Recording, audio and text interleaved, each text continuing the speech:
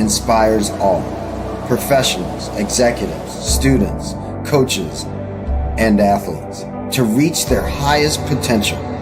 That is why I, Sid McNary, am known as the secret weapon.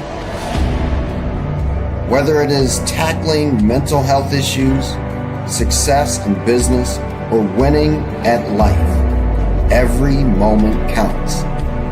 Get ready to receive the tools to win. It's time to win at everything. Let's connect today. Peace. Hello, my name is Miles. Discover a powerful journey of resilience, purpose, and spiritual growth in the Autobiography of a Human by Sid McNary. In this compelling autobiography, McNary shares the personal challenges and triumphs that shaped his path to success while offering insight for professionals seeking deeper meaning and balance in their own lives. Drawing from his experiences growing up Catholic, participating in indigenous vision quests, and studying the Buddhist path, he reveals how diverse spiritual traditions ultimately guide us toward the same destination: connection with the Creator and our highest selves. Through practices such as meditation, yoga, and spirit medicine, McNary demonstrates how life's victories and hardships can become opportunities for growth, self-discovery, and lasting peace. The Autobiography of a Human is more than a memoir. It is an inspiring reflection for professionals striving to align purpose, personal development, and inner clarity. Available now on Amazon, this transformative story invites readers to reflect, grow, and step confidently onto their own path of self-discovery and peace.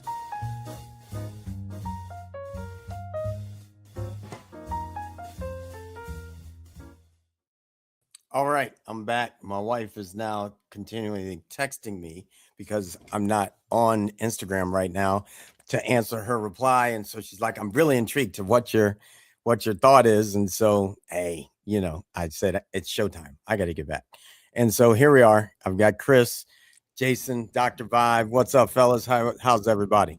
Good. Outstanding. What's going on, gentlemen? Hey, what's going on? Pleasure to meet you, Jason. You too. I love that haircut, baby. Thank you. It says shine and fine, baby. Shine and fine. God only made a few perfect heads. He put hair on the rest of them, baby. I received that 150%. And I don't know what Sid's doing. He's keeping himself covered. Well, come on, join the. Oh, he puts the cap back on. I mean, cool. I'm just.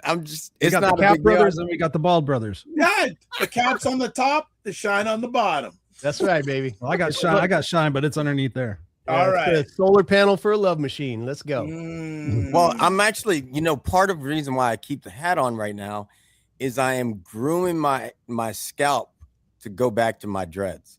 So there's that. So Grooming your scalp. Yeah, it's me too. You gotta have it's like a fertile ground. Like I've got Batana oil, Batana shampoo, and it's growing. I have to shave. Sometimes if I want to be bald, I have to shave it now twice a day. So it's coming back in. So I'm just grateful for that. You're lucky. But at the same time, because everybody thinks that He didn't hear you, Chris. I don't know about luck. But because everyone thinks that I'm young, I'm like, do I really want to go? Is it time for the silver dreads yet? Yeah, Oh yeah. my gosh. That'd be badass. Yeah, I'm thinking about doing the same thing. I think I'm going to look great with silver dreads. Yes, sir. I'd love it. I'd love it. It'd be cool. Be the Silver Dread Brothers. All right, so here we are. We've had this conversation, and 2 weeks ago, Tony said something which led to Chris saying something, which led to Jason's name coming up based on a post. And for me, this conversation is like Jason and I, we've had hardcore conversations. Hell yeah. Like we just go in like that hard. Like we come from different perspectives. And in my family, if I'm not arguing with you, I might not love you. It's real like that. And I told my players that if I'm not yelling at you on the field, bro, I already gave up on you. So if we're having something real, then we should be able to have a conversation. And fortunately for me and Jason, we've always found common ground and been able to come back on anything.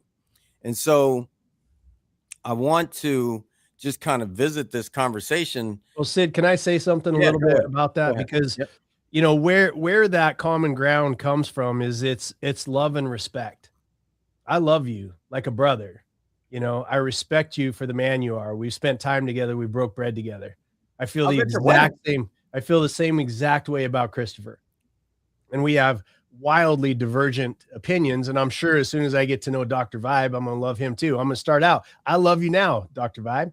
So if you start out from that perspective, and then you can have any kind of conversation, because I know that I'm having a conversation with somebody that I already love. I'm not coming at somebody. None of you want to hurt me. I don't want to hurt any of you. And so we can have any conversation that floats around the. Are we going to get pissed at each other? I don't get mad. Like, I only have one feeling. It's buried under a mountain of unresolved issues anyway, you know, so you're not going to hurt my feeling.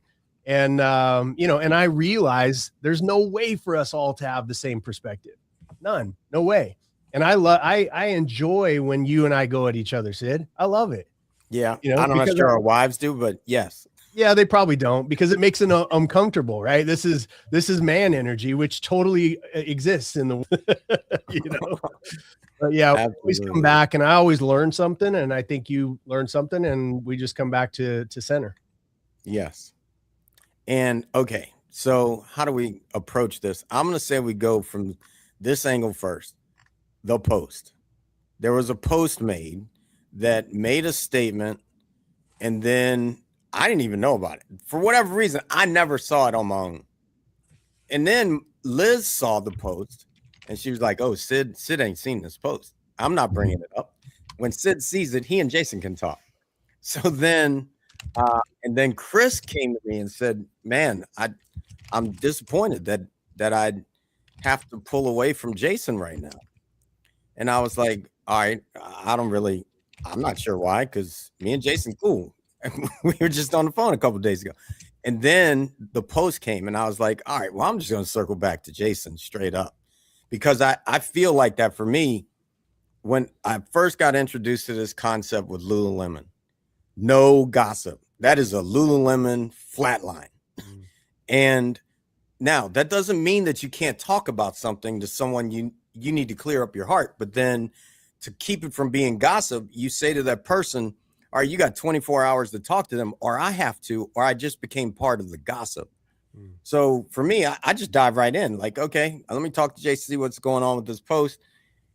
And then we got clear, and we're still here, even though I had to do something for myself. It had nothing to do with Jason, like for myself. And what came of it was I'm about to sign with a top 5 publisher. I can't allow anything. Like, I don't care which side of the polls it's on. I don't want them to dig into me and say, okay, this contract stops because Sid's on that side of the fence. Nope, I'm neutral. I am Switzerland, and I want this contract to go through. End of story. And on the other side, and I even called the owner. This was way before this. This was when Deepak Chopra got found in the files. I said, hey, if you see me slipping ever, please come to me, because I ain't trying to slip. Come to me, because I'm not, with what we're building on the level of Harry Potter and Star Wars and all that, there's a lot of people want to take you down, and I'm not going to slip. So that's where it came to for me, which then it was simple. All right, Jason, if you ever see me pull away, this is why, not because of you. This is me and you, and we are tight, and we're going to stay that way. And then eventually we'll circle back. I already know this. The world needs us together more than it needs us apart. And so, yeah, Jason, you want to bring up the post or talk about the post, whatever. I don't even know which one you're talking about. I say so much shit. It's like, you know. All right, Chris, you go with it, because I know that you might have it handy. Yeah. It could be any of them, Dr. Vibe. Don't judge me. It says if you are retarded enough to be a communist. I've been told I live in Switzerland, so I'm good. Nice. Okay. If you are retarded enough to be a communist attending a No Kings rally, please delete me as a friend, because you are no friend of mine. Yeah. And I don't sound like me. that was very disappointing. Jason and I have had conversations. We met in person, and there's been times where he's posted things and I've said, where you posted things, and I've come back in the private message and be like, dude, that's not very cool. It's very divisive. And I respect people's ability and opportunity to post what they feel and what they think. And this came at a time where I had some other people. I have lots of people on both sides of all different conversations. I'm one of those people, but I saw that. And even though I didn't go to the No Kings rally, my wife did. And I thought the use of retarded and communist, and then the invitation, you're no friend of mine, that really hurt. And that really kind of just said, you know what, do I really need these people in my life? I love Jason. You know, he does a lot of great things in the world, but at the same time, I'm allowing myself to be negatively impacted because of my emotions and because I care about people and because my central message is unity and love and not being a dick about how we present our feelings and our emotions and our opportunities to express our feelings. And so I just simply said, okay, well, my wife went to the No Kings rally. She's very, very passionate about it. And I took it to mean quite literally, like, okay, delete me as a friend. And that's what I did. And that was based on that I wasn't intending to bringing that up, but it was because Tony got so impassioned and he said something to the effect of, you are sheep and idiots for breaking relationships about politics, the stupidest people alive. By the way, I'll say it here loud and proud. And that's what initiated. It wasn't me bringing you up, Jason. It was the fact that Tony, again, stepped in it and said, all you people are stupidest people alive. And that's when I stopped it. I said, oh, really? I said, you're calling me stupid? Really? Okay. Because I just had this conversation. I did it with a couple other friends, and those friends I reach out to and I say, hey, can we be more united? Can you not be like that? I have a musician friend who I just checked his post the other day. Holy mother of God. Like, he said, all Democrats are terrible people. And it was just like, for me, I don't want that kind of energy in my life anymore. So it's no harm or foul to you, Jason. It's just the fact, do I really want to see that in my feed? And I'll hide people for 30 days and I'll come back and I'll see if they're, they've changed their position or if they say anything differently. And if they don't, you have to sometimes make that decision for yourself, for your own sense of self-preservation, to not allow that in your life. And that's what I did. Yeah, I respect that. I mean, I've wanted to pause my own brain before. So wherever I go, there I am, and I love you, Christopher. And I, if you and your family ever needed anything, I hope I'd be there for you. And it comes to, I think about these things before I say them in a couple of different realms. Here's my process, is that I think back to the 100 million people that got killed in China. I think about the people, family members in Venezuela. I think about what happened during the gulags. Like, again, 3 large books, it's a forensic breakdown of what happened in Russia for the gulags, right? Alexander Solzhenitsyn, and it's the Gulag Archipelago, right? It's a forensic breakdown. And so when I think about, or I see things, because they say history repeats itself. And it's because, in my opinion, and that's all it's ever been, is just my opinion, it's because people refuse to educate themselves. And so when I go through this and I see people being caught up in emotional conversations and being directed exactly how every communist country has ever gone from being free people to a communist, it's the same exact playbook. There's no variation, none whatsoever. And when you dig into Hitler was a socialist. Everybody wants to call him a fascist, but to me, socialism and fascism are like, which way do you want to turn your head? You know what I mean? And so when I say things like this, I see a direct threat to not just me. Again, I appreciate you, Chris, for saying the kind words. I don't look at a perspective of how Jason views the world, because I rescue kids. I do a lot of work, in domestic violence. I feed people all around the world. I've been somebody who doesn't talk. I've been somebody who's walked with my life on the line. And so when I look at this stuff, I look at a huge amount of people going towards feelings and following the playbook that leads to death and destruction and starvation and rape and children being abused just like they are while we're on this screen right now. There's kids being sold for sex, right? And so I see that, and then I watch a party, okay? A party. Not everybody. Your wife is brilliant. You know, she's not retarded. I say retarded not to say somebody's actually retarded. I say to most people, have you thought it through? You know, have you thought it all the way through to say you're a party who basically took Kamala Harris and forget the name. I hate both parties, by the way.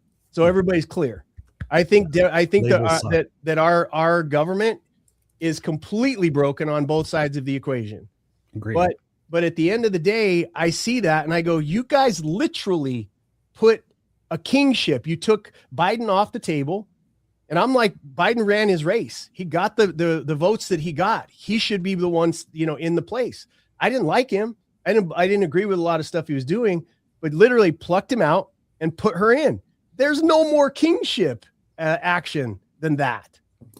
Right. So that's where that comment came from. I'm not somebody who really cares what anybody thinks about me.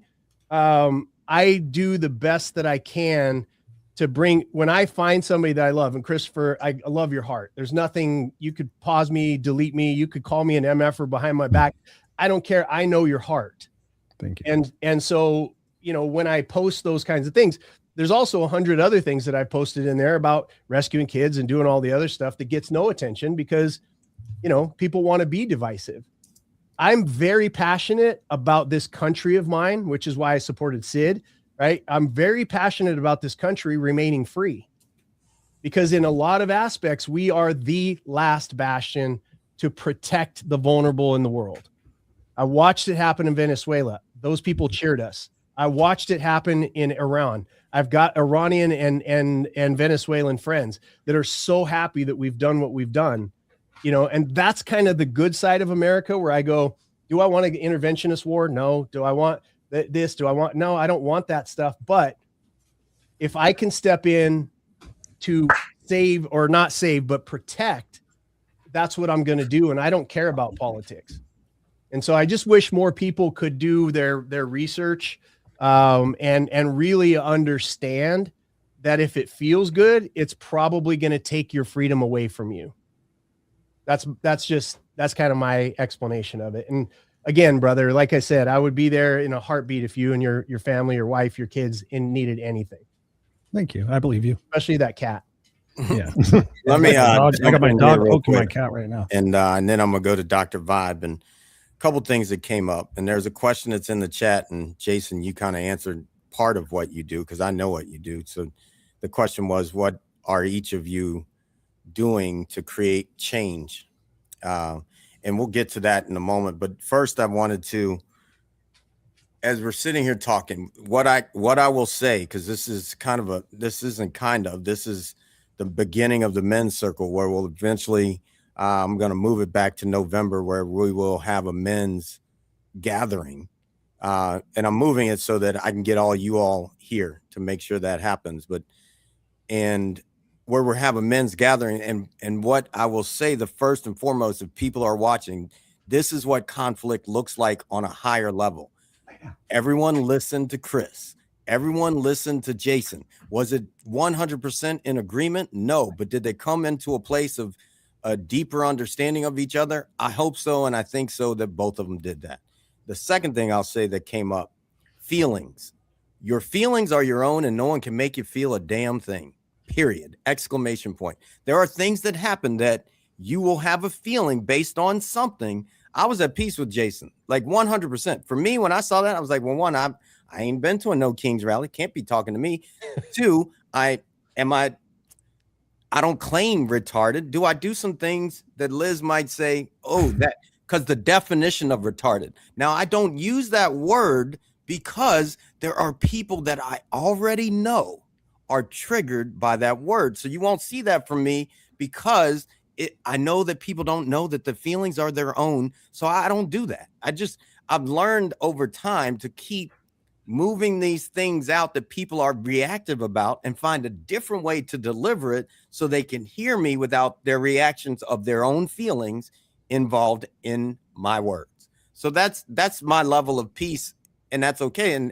And I would imagine, because I know Jason, in this moment, he may cancel that word unless he's sitting with somebody that he knows can handle that word. And that's okay. We are all here learning, or we wouldn't be here on earth. Mm-hmm. Right. So that's the second thing. Oh, I already hit the third one. It was the word retarded. I used to say it all the time. I'm gonna just tell you, like, I said it all the time until I met someone that was living with someone that we've actually called them and given them a label, and that person thinks that person is that, but they aren't. You are a person first. You may be a person, a kid with autism. You are not an autistic kid. See, that's the difference.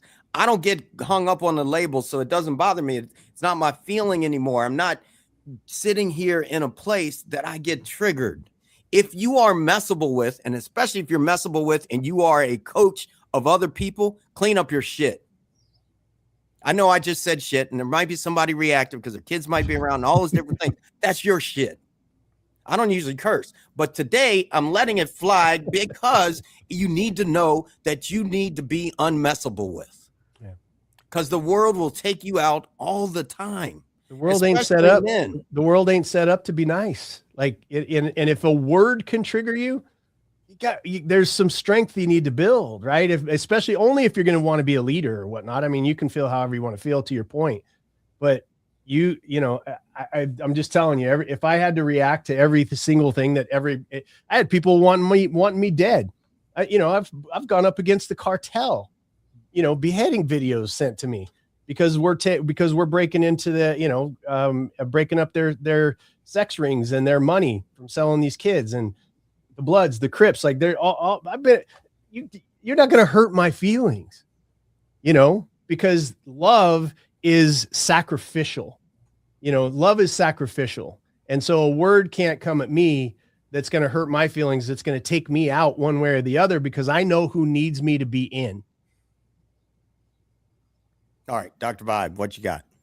I don't know where you want me to jump in However all this, because there's so much been flying. Okay, I'll jump in the deep end. Well, first I want to compliment Jason and Christopher for how they handled a disagreement. And I think it's a good testimony how men should handle disagreements, because also I think many of us have disagreements with ourselves. How do we handle them? Mm. It all starts with us. How do we handle our own selves in regards to disagreements? And I'll bring up, since we're talking about conflict with grace, I'll bring up a real life example, and I'll keep it as short as I can. I've hosted over 6,000 online shows. About a year ago, there was a group of us, and the gentleman who came on who I had not seen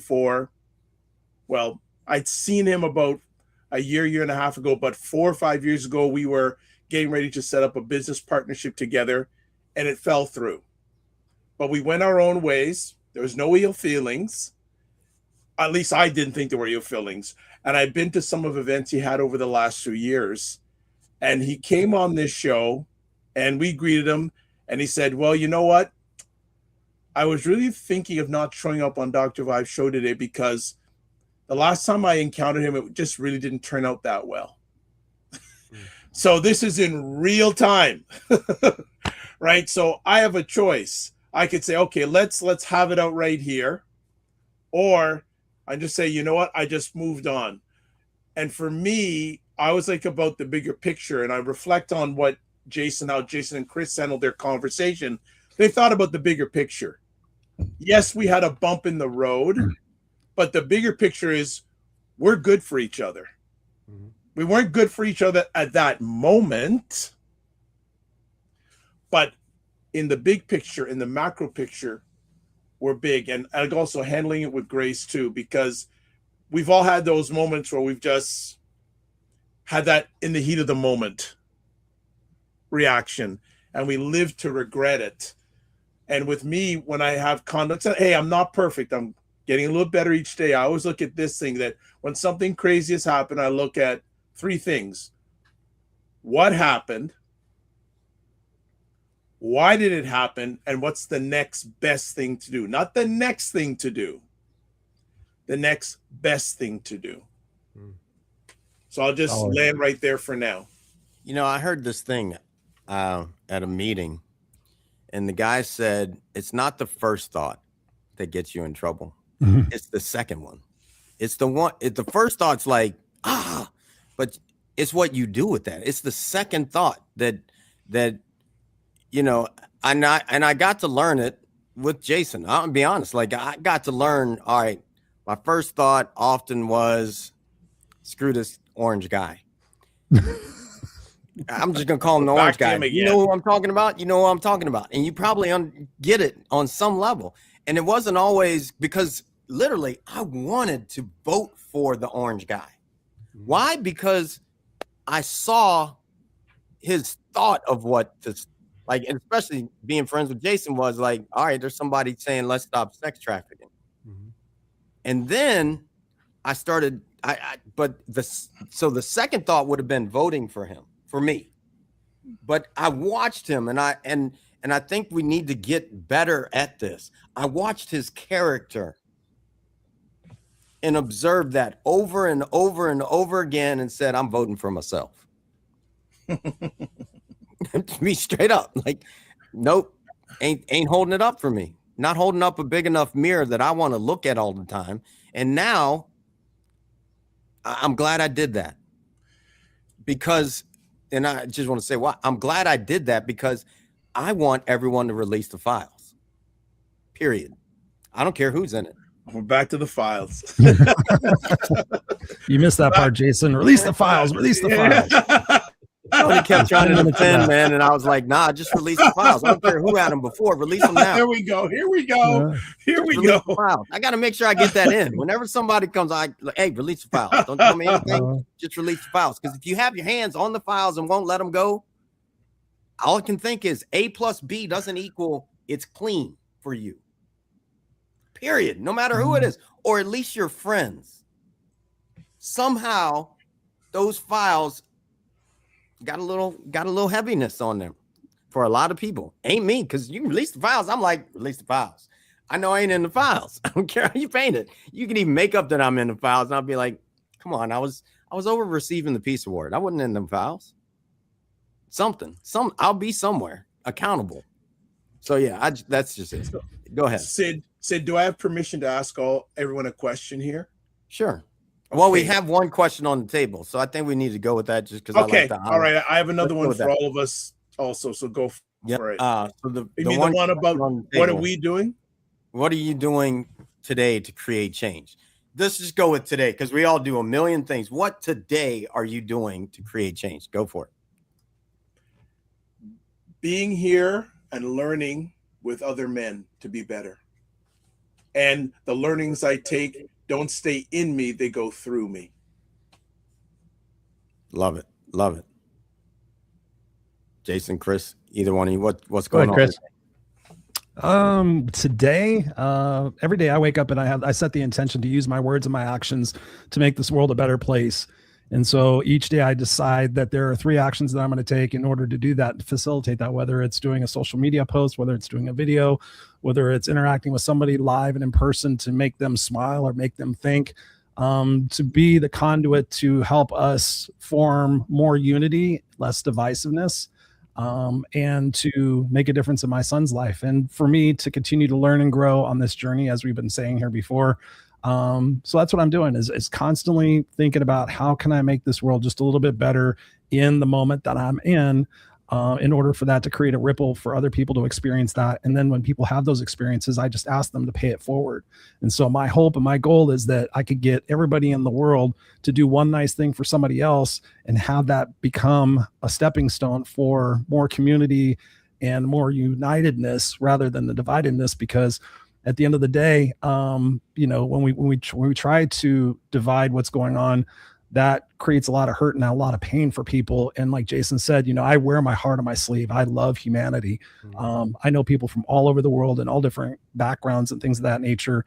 And I see a lot of people hurting. So whatever I can do to make people not hurt and make people feel better, that's always my intention and my goal every single day. So much so that when I go to sleep at night, I review my day and I think, what am I most proud of today? Did I live my legacy to be able to make this world a better place for who I am and what I do? Did I fight for what's right and what's fair? And so that's really the ripple that I send out every single day. And I'm proud to say that 99% of the days I achieve that. Awesome. Go ahead, Jay. You know, I mean, I do a lot of stuff, but at the end of the day, I think that two things. I fight bullies in any way that or shape that I find them. And I find that the people whose feelings get the hurt the most and the easiest are the biggest bullies. And I've also worked really hard to bring the like even that statement. I have no regret, just so everybody understands. I have no regret about that post. I'm not taking that post down. There's probably a time when I'm going to post something like that again in the future. But it's a pointed place of putting information out that immediately to me separates victims from false victims.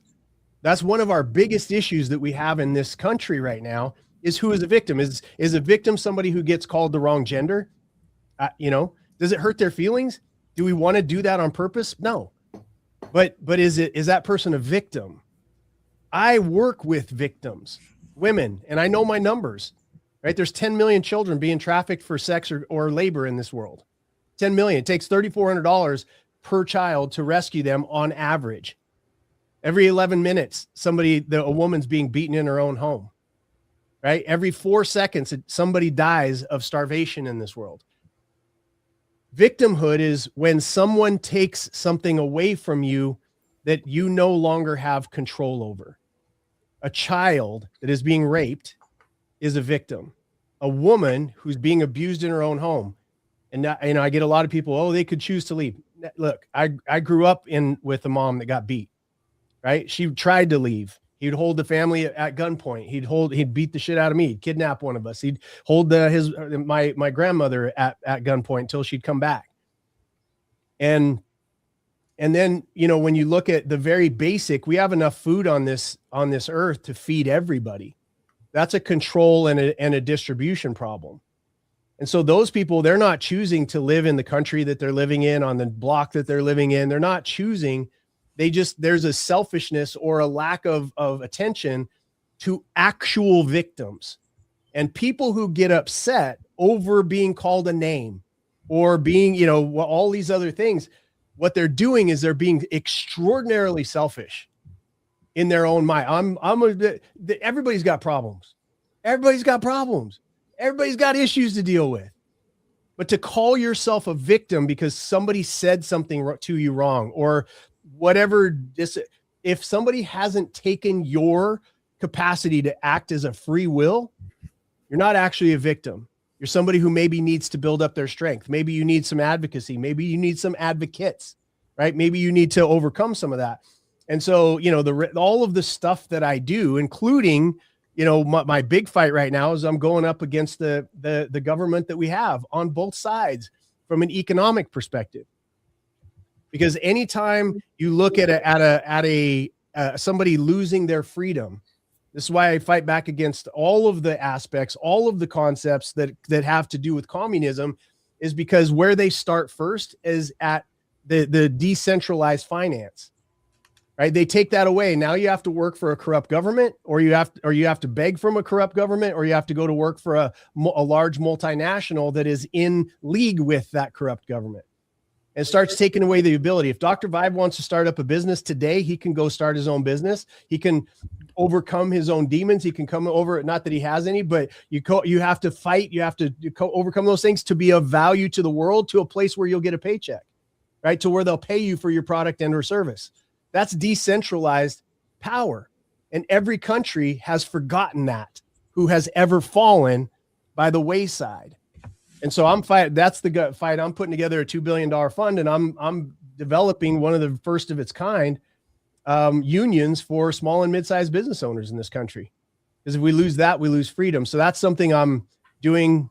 Phone rings, I'll be on a rescue. I'm doing all those things all the time. But that's something I'm actively doing. Reputation, money, time, risk, all the other stuff that I'm putting in. That's something I'm physically doing to maintain the right for everybody, Democrat, Republican, black, gay, straight, everybody to be able to maintain their freedom through the financial perspective. All right, I'm going to answer it from a straight up right here. What am I doing today? Because we take too long for me to go through all the things that I do on a bigger level. Today, my son got his car totaled. He lives in Orlando. And because his car totaled, he lost his job.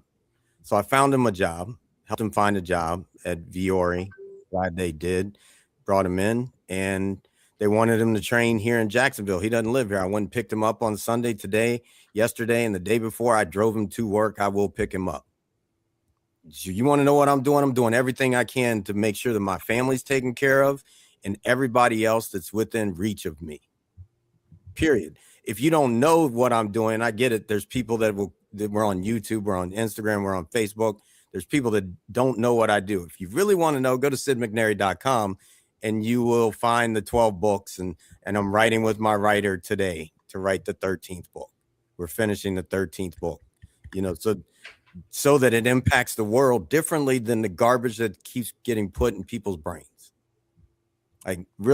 So what else am I doing today? I already taught a yoga class, at 10 o'clock. It was great. Love the people that showed up.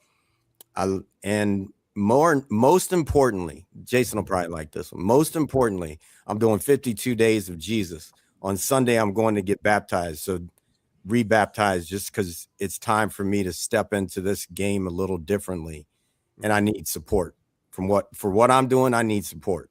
And it's something bigger than even all the people here that it will work through to support what we're doing. But that's what I'm doing, like, constantly. And also, I'd have to say one of the main things is I always make my wife smile. So how I live every day is how much I impact the world. I know that. That's why I can be recognized by people I don't know to fall into it. So thank you for that question. Dr. Vibe, you had a question. Go for it. Because we got I think if I give this question, it take us right to the top of the hour, but I'm going to ask it anyways. I'm going to ask each one of us, how has being socialized as a man made certain conflict habits hard to change, and what helped you unlearn them? I can go first because it just popped in really easy for me. And sure. My mom, I'm not going to get into what I've been told who she is on earth, but my mom went through hell and back. And because my mom is beautiful, sensitive, grace, perfect in every way to me, when I would get sensitive, like my mom, I was told, you're just so soft. So then I became angry, got in a hell of a lot of fights, boxed in college.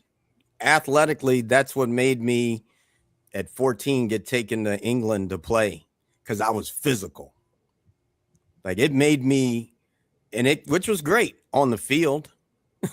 But then some of those places were that extreme as a man, living up to that man of me, to be the warrior, all right, don't screw with me because I'm coming after you. Like, it's real for me. Like, that's a real thing that birthed the peacemaker, because I began to see that wasn't working after 2 divorces and a couple other relationships. And then wanting to make sure that this one went well, that she could keep smiling every day after we got married. I had to learn to squash that and still have it active. If you come in my house, you ain't making it out. Like, be real with you. But so I still have it, but it was this learning. And then I had to like right now, I'm even working on that even more. I'm working with this guy. They call him the Don in the rap game, but he's also a heavy duty coach from a spiritual level. And we're working on my identities, because there's the ones that sneak up in there that really should be held at bay at certain points in time. Like if I'm cursing someone out for a real good reason, then I don't need to have the puppy show up that wants to be liked. And that's where I appreciate where Jason sits. Like, all right, you're either gonna, you can't make everybody happy when you're standing for something bigger in the world. You can't make everybody happy. We had two planes of how people voted for the presidency, almost split in half. So you can't make everybody happy, but you have to stand somewhere, and that's just where it is. Jesus, 2 divorces. That's because you ain't ever been married to yourself. All right, I'm gonna pass it at that. So yeah, anybody go for it. Thanks for that question, Doc. Dr. Vibe, can you repeat the question one more time? I want to make sure I understand. Absolutely, no problem. The question is, how has being socialized as a man made certain conflict habits hard to change, and what helped you unlearn them? That's an interesting question for me because I was raised by my mom. I didn't really have any male influences in my life at all. So I got to see things a lot from the female perspective, and I've never been a big fan of labels. When you label something, you put it into a box. And so I've looked at things in terms of being a person, being a human being, and conflict resolution and things of that nature. I learned early on because my mother always had to be right. She was very condescending, very attacking, threatening, just not in a positive way. So from a very early age, I read books like How to Win Friends and Influence People. So it became very much a passion of mine to seek first to understand and then to be understood.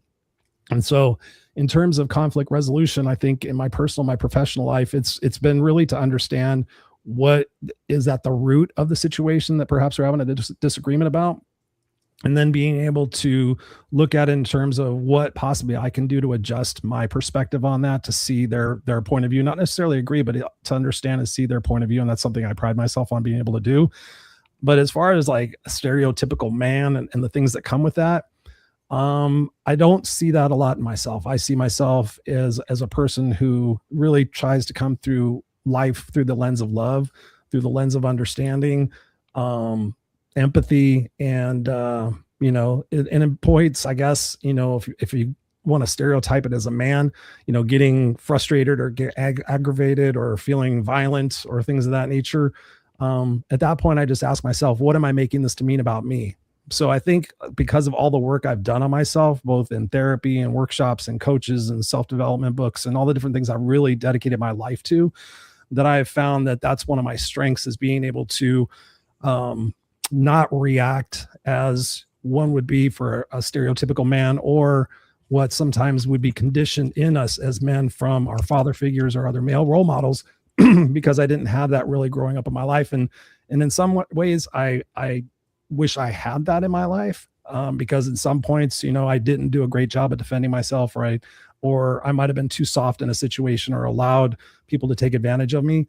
But I still look at it as terms of, okay, in each situation, I've learned something about myself, and I've been able to carry that forward, so that now being a dad, having that influence on my son's life, being there and teaching him about, okay, what it means to be a man, but what also it means to be a person, is something that I'm working through and really dedicating myself to show him, okay, here's what men do. We hold the door open for people. We take responsibility for people who are less able to defend or take care of themselves, things of that nature. But it's constantly a work in process. But I'm grateful for the situations that I've had in my life, because they have allowed me to diffuse a lot of situations that could have gone in a very explosive manner, both things that I was involved in or things that I was a witness to. I hope that answers that. Yeah. Beautiful. Jason? I'm very interested in what you have to say, actually. Hold on. I asked, and you go first. Okay. Yeah, I was raised by a guy who was extremely violent. Busted my nose 18, 19 times, and went to prison for attempted murder of me and my mom when I was 17. Like, I was raised by an incredibly violent man. And I would get beat up so bad that I'd get locked in my room while my face was healing. And you know, there's these pictures of me when I'm growing up with my nose on different sides of my face. It's kind of hilarious now if I look back on it. But I look at that like it was the greatest gift that I ever received, because he taught me exactly what I didn't want to be. You know, my grandma, when I get locked in my room, she always made sure that I had a Bible. And I wasn't religious back then. Now I'm very much a believer in Christ and follow that as much as I can. But I read that Bible as a series of stories and not from a religious perspective. And it reiterated, oh, these are good men in the Bible. David, did bad things. Ultimately, he defeated a Goliath and then became a bad person and, did bad things and then came back to the grace of God. Like it was all in there, those stories about men, and it left open the one door that we all need, which is the word grace. Because all of us are going to fall short. All of us, we're going to fall short. And so we look to our lives. Is it the fruits of the Spirit, which number one is love, and love is an action. Love is when you all of us men on this screen can look back at a time in our life when somebody loved us so much that it hurt us. It felt bad in the moment. There was correction involved. Right. And that's where love, I think we misinterpret that. Oh, free love. Everybody's happy all the time. No, love can be, Sid calling me up and going, hey, Jason, straighten your shit out on this, 'cause it's not lining up with who you are. And I go, that doesn't feel very good, but I know Sid loves me. And so let me look at that perspective. If I don't respect somebody, I'm not going to even care. Like I get that online all the time. I don't care what you think of you. You don't know me, So, and then the second one is joy, right? Am I demonstrating joy in my life, or am I constantly stressed out and taking it out on my wife and on my kids? Joy takes a lot of masculine energy to embody all day, every day. That's my home. Obviously I get pissed. Obviously I get sad, obviously. But then the third one of the fruits of the Spirit is peace, which Sid has been a fantastic teacher of. It's not something I ever sought out. And even he and I had that conversation. He's like, whoa, how do you do peace? I don't freaking know. It's not something I even care about. Right. Yeah. The first time Jason said to me, hey man, I love you, man. Seem like we're the same, man. Iron sharpens iron. We're both warriors, but I don't get down with this peace thing. That's it. Cause I'm like thinking, and now I understand a different version of that because of our discussions back and forth. I was like, I don't care about peace, because I don't care when we're going through a door with bulletproof vests on and all the stuff that we got to do. I am not thinking peace. I am thinking our team needs to get home safe. We need to go get that child. And I don't really care what happens to the people on the other side of that. Now, after we get done with that, now you can demonstrate that and do other things, but it wasn't a thing. So anyway, to cut this really short, Dr. Vibe, what I do now is I do my best to ease suffering, and in easing suffering, that's standing up wherever I possibly can, at the detriment, because ultimately I want to get to the pearly gates and hear, well done. That's my ultimate goal. And then while I'm here, I want my children to have a father that they can respect, and a wife who knows that she is number one to me on this plane of existence. And, and that's what Sid and I have deeply in common is how we treat our wives, I think. Absolutely. Well, we got to cut it because Sid, you got to go at the top of the hour. I just told him 5 because I want to hear what you got to say. Oh, geez, so bad. There you go. You're not getting out of this. You're not getting out of this. Nice move. Okay. Well, for myself, answering this question, I was socialized by a very strong dad. But the thing is, his model of strength raising me was do what you're told, don't question. And growing up into manhood, there was a point I had to learn that I had to stand for myself and I had to express conflict. And one of the conflicts I had when I was growing up was my dad used to give me the belt when I didn't do right. And it really burned. It was conflicting me. It was hindering me growing as a man, as a human being. And one day I just said, you know what? I'm just going to approach him, and whatever happens, happens. I don't know the way he was going to react. So there he was in his bedroom. He loves his music. He has he had speakers underneath his bed. I wasn't conceived that way, by the way. And and I said, Dad, look, I'm always gonna love you, but when you gave me the belt, it really hurt me. And I just want you to hear that. And he said, you know, son, that's the only way I knew. That's the way I was raised. That's the only thing I knew. So that was the first moment for me to speak up for myself, especially when there's injustice. But as I've learned as a man, I choose my battles, right? Because one of the things I always say is don't just manage your time, manage your energy, and remember to give yourself grace. So conflict, there's some conflicts I stay away from because it's not worth my energy. I love it. I love it. So I leave it at that. Awesome. Release the files. I told Sid he's got to do a song about release the files. You got to create a song. Absolutely. Oh, Hey, God. fellas, this has been great. And yeah, I mean, to me, the greatest thing is that we should be able to come together, have a conversation that can lead us away from going to war. We're no longer cavemen. Have a conversation, figure it out, and get the leaders out of the way that they still think we got to go to war all the time. Because we're costing ourselves good lives of people that don't need to be costed. That's how I see it. All righty. Thank you all. We look forward to next week. All right. Be well, Much gentlemen. love. Be well. Love you Keep guys. it safe. All right. All right. I've been at peace for so long. It seems like I've been sitting all alone. Would you know when the crew is coming through?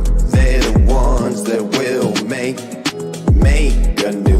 Gotta go, gotta flow, gotta choose the truth. We the ones that will raise the roof. Let's roll up and throw down. Let's go and feel the sound. Good vibes, one tribe. Can you feel me now? Be you, be me, be free. Go and take it till we bounce the beat. Take it to the streets, make a move the feet. I can slow it down, look in my eyes now. Just like you two want it fast. Spread them wings and make it last. God was the one to erase the past. Time to bring it forward to see the forecast. Did you hear it? Did you hear it? Lift your dreams and fill the glass. Did you hear it? Did you hear it? Lift your dreams and fill the glass. That was God's broadcast. That was God's broadcast. Time to embrace the peace. Time to embrace the peace. Time to embrace the peace.